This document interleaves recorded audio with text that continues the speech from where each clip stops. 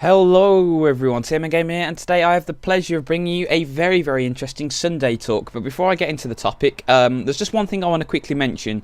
You know, a couple of weeks back I put a few videos up saying that I was thinking about getting some live streaming started, and I have actually started live streaming this last week. Now at the moment I'm just live streaming Minecraft, and I've done 2 live streams already. There was one on one Friday night, sorry, and it went for about 2 hours, and then the one on Thursday night went for about an hour and 50 minutes, so you know, I've been getting into some live streaming and I've really enjoyed it. You know, it's been fantastic to actually interact with you guys on a much more personal basis, because comments are a little bit of a slow way to interact, but when you're live streaming you can ask me a question and get an answer back straight away. So I've really enjoyed it, and if you're up for watching me live stream, there are 2 things really you should do. First and foremost, you should follow my Twitch TV account. Now the link will be in the description. This is where I will do all of my live streaming, you know, and if you follow this account, I think what happens is whenever I start live streaming, it will send you an email. So if you're, you know, got email on your phone or something, as soon as I start live streaming, you'll get that ping saying Tmmgamer's live streaming, and you just go to that link and you'll be able to find it there.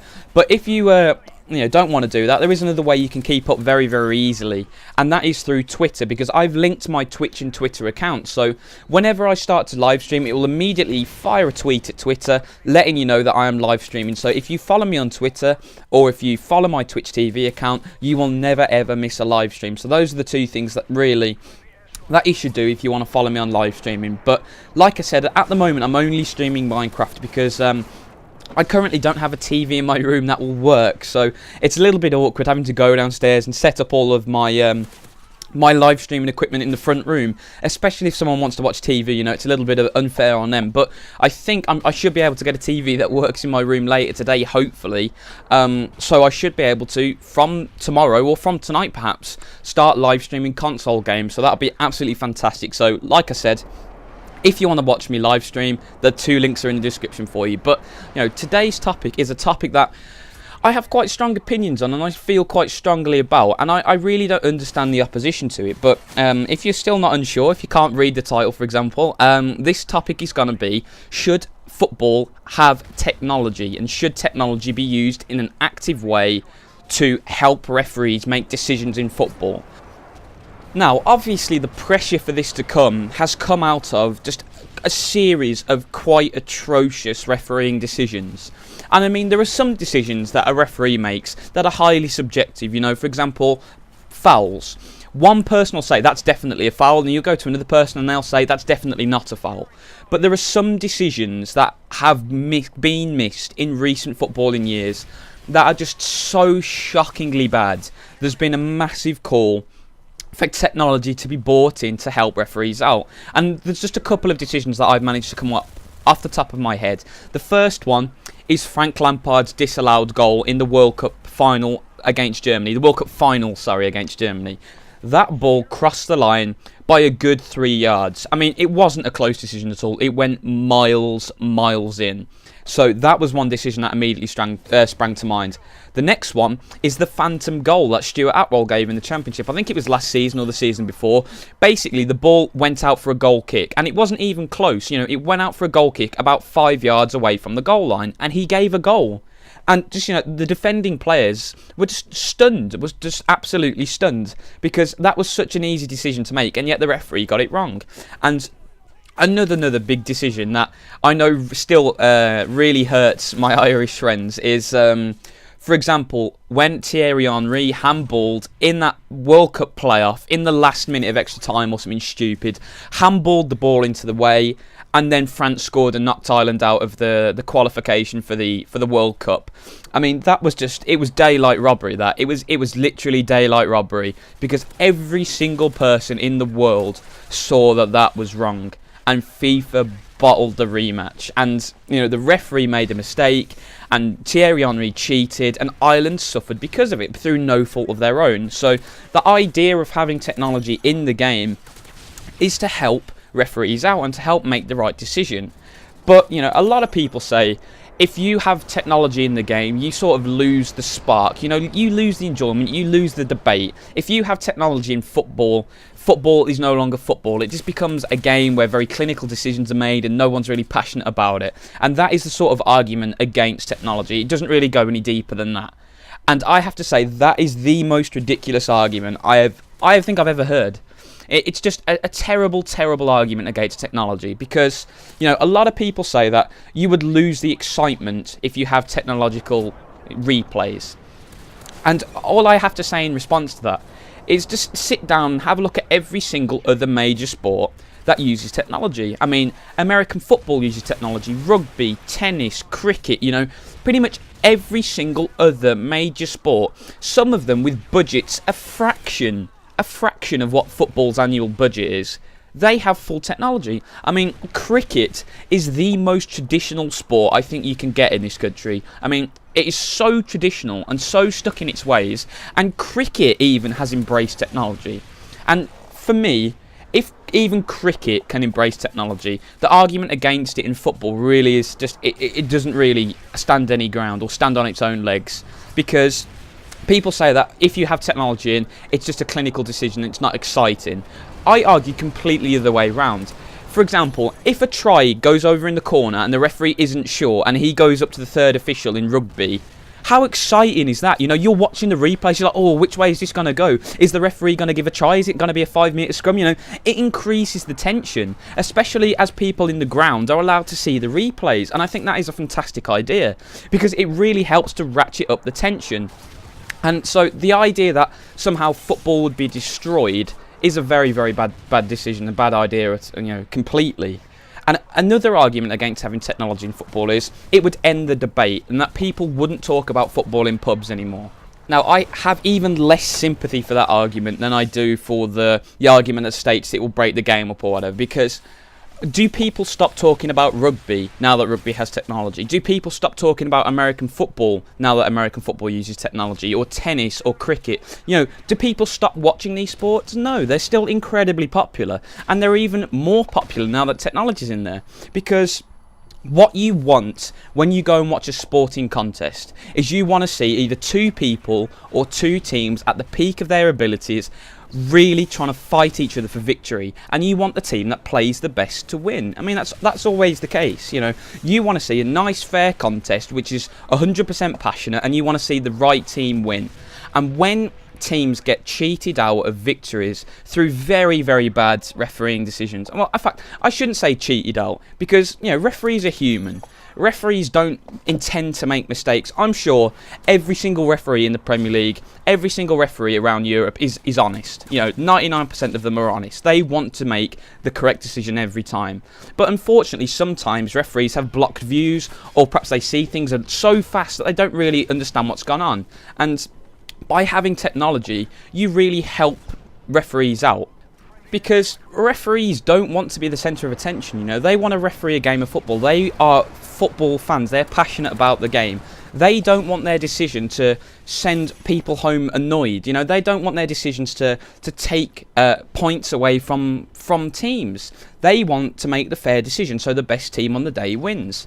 And technology will help them to do that. You know, I'm not saying we should use technology for every single little decision. Of course we shouldn't. But the referee should be able to use the technology that's out there to help him.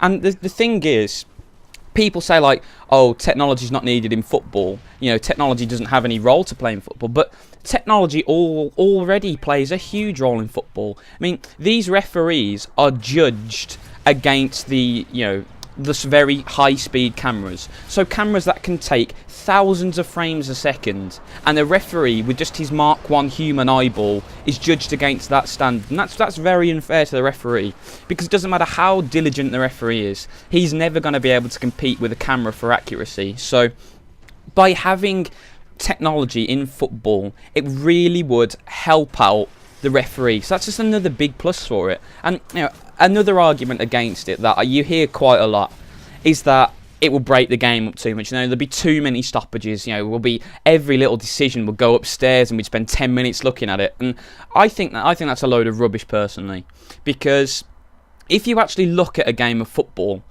whenever a big controversial decision is made, players surround the referee. You know, everyone comes piling in, there's arguments left, right and centre, you know, and it takes the poor officials a good minute or so sometimes to calm it down.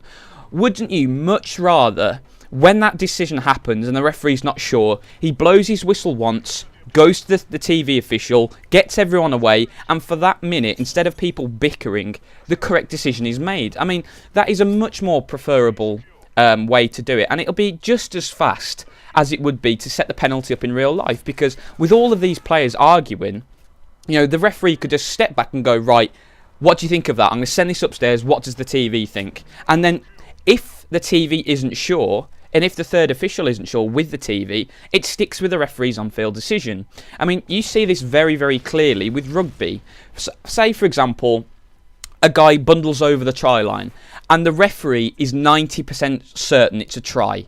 He will go, is there any reason why I cannot award the try? So the referee thinks it's a try, but he's seen something that makes him go, I'm not too sure about that. I want to check that out. And he sends it upstairs. So if the TV official can't find any conclusive evidence to overturn the referee, he goes with the referee's decision. And, you know, there is another way. He goes, if the referee really isn't sure at all, he goes try, no try. You know, he asks, is this a try or is this not a try? And then the TV official sits down with all the evidence and has a look and makes the correct decision. And if he's not sure, because the referee isn't sure, he doesn't award the try. I mean, it's very, very straightforward. It's very, very easy. And it just makes so sure that the correct decision is made. And to be honest, even if that does take an extra 15 seconds, if you ask every fan around the country, what would you rather do? Would you rather the game end 15 seconds earlier or 15 seconds later, but the decision is right every time? He would pick the decision is right every time. So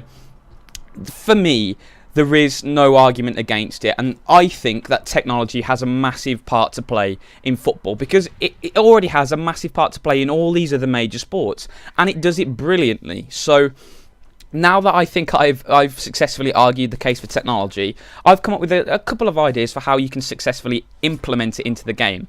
And I've mentioned one briefly, but I think the rugby way of doing it is a fantastic way, because it's all on the referee's instinct then. The referee is the referee. He's the centre of, all of the law making. He makes the decisions. If he isn't sure, it's on his back to go upstairs. So if there's a big goal decision that he's a bit obscured for, if there's a big penalty call that he's not quite sure about, he can send it upstairs. I mean, what that means as well is that the referee isn't the one who's stopping the game. He isn't the one who's making this horrible decision that causes this team to lose. If he isn't sure, he gets help. Everyone makes mistakes. Everyone, if they were a referee, would sit there and go, I have absolutely no idea what to give there. And technology just gives these referees an aid to help them out, and that's a massive, massive thing. And the rugby way of doing it, I think, is a fantastic way, because it's all off the referee's back. If the referee isn't sure, he checks it out, and if the TV isn't sure, you stick with the referee's on-field decision. So what you could do, say it was a controversial goal. If the referee thinks it was a goal but just wants to make sure, he can go to the TV official and go, is there any reason why I cannot award the goal? So he thinks it's a goal, but he just wants to make sure. If the referee has literally no clue at all, he could go upstairs and say, goal or no goal. It's just very, very easy, because the referee can set the agenda then. If the referee isn't sure, he can go one way. If the referee's fairly sure, he can go another. And it just makes it so much easier, and it takes so much pressure off the referee. Because you think, the difference between a team staying up in the Premier League and going down could be 1 point. It could be even a goal. One goal can send teams down. If a team goes down, they lose 40 million in revenue, roughly, minimum 40 million. If a team loses 40 million, they could go bankrupt. I mean, look at Portsmouth, look at Leeds, look at Charlton. These teams were so close to going bankrupt because they got relegated. Now imagine if a refereeing decision had got them relegated, and then that football club went out of business because of that refereeing decision. How painful would that be? How sad would that be? Not just for the fans of that club, but for football in general. I mean, I'm a Villa fan, but I'd hate to see Birmingham City go out of business. I mean, football would be worse if any of the clubs went out of business. I mean, football is what it is because it's a community, it's a community of teams.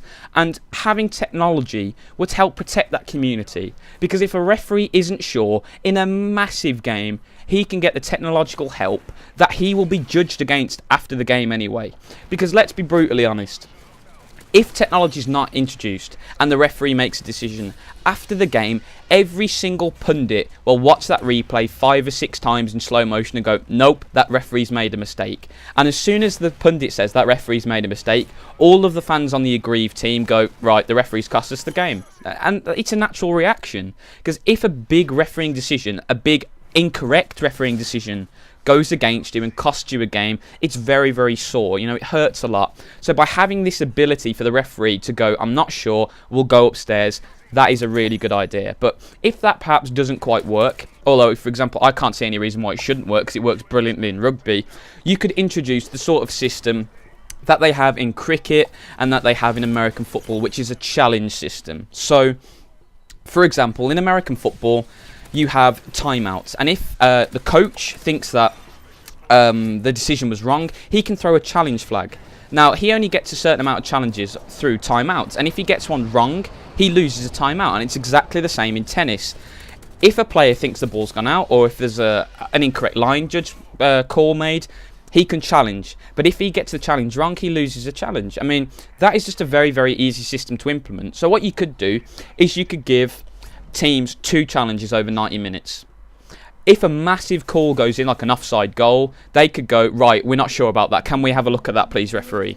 And the referee would go, sure, let's have a look upstairs. Because, you know, cricket and in American football, referees don't take these questions to send it upstairs. Personally, you know, the referee or the umpire in cricket and American football or whatever, they want the correct decision to be made. I mean, they aren't there on an ego trip. They are there to make the correct decision, and they want to make the correct decision. So by having this ability to challenge, or by having this ability to send it upstairs, you will ensure that the correct decision gets made a lot more of the time. And I mean, whatever method you choose, you have to have technology in football now. I mean, it's a multi-billion pound sport, multi-billion pound, and the other sports out there are laughing at football. When you have cricket, a sport with a turnover of about 50p in a packet of polos, that introduces technology, and football, this massive, huge sport with billions of pounds in the bank, and they don't introduce technology. It's just, it makes football a bit of a laughing stock. So hopefully FIFA finally pull the finger out and get technology in the game. I mean, goal line technology is way overdue. It's way overdue. It should have been introduced 20 years ago. Let's be brutally honest. But I would go further than that. I completely agree that every tiny little decision should not be debated. But if the referee has a massive call to make and he isn't 100% sure about it, he should have technology to help him out.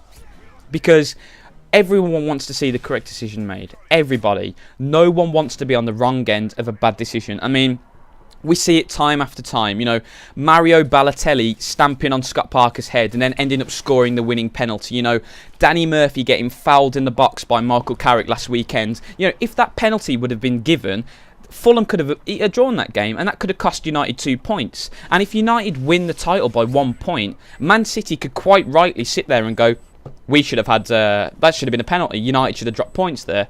You know, if the correct decision is made and Fulham missed the penalty, that's fine. Because that is what should have happened. You know, that is the correct decision made, and then it's all up to the player's skill to determine the outcome. You know, this whole thing that technology would ruin the competition or ruin the flow, it's rubbish. Because if you look at every other major sport, which is the only examples you can use, you know, you cannot use all of this hypothetical rubbish. You've got to look where technology is used in sport and how it is used. And you have to say that in every single major sport, technology has enhanced and improved the game tenfold. You know, it's all about the skill of the competition. It's all about how good the players are. You know, it's not about how dodgy the referee is. You know, if you're not sure, ask. If you're not sure, use technology. You know, it's a very, very simple argument, and it's one that I think just comes down crushingly in favour of technology. I mean, there might be some little tiny other arguments that I've forgotten, but I think I've covered the major anti-technological arguments, and in my opinion, I think I've blown them out the water, because all of this argument about technology ruining the flow of the game or stopping debate or ruining the game in general, I just think it's rubbish, because every other major sport that uses technology has been massively improved because of it. So guys, I really hope you've enjoyed the talk today. I've certainly enjoyed giving it. This is a subject that I really feel passionately about, because I seriously believe that technology will only enhance football. I mean, football is a game that I passionately love, and I've always loved it.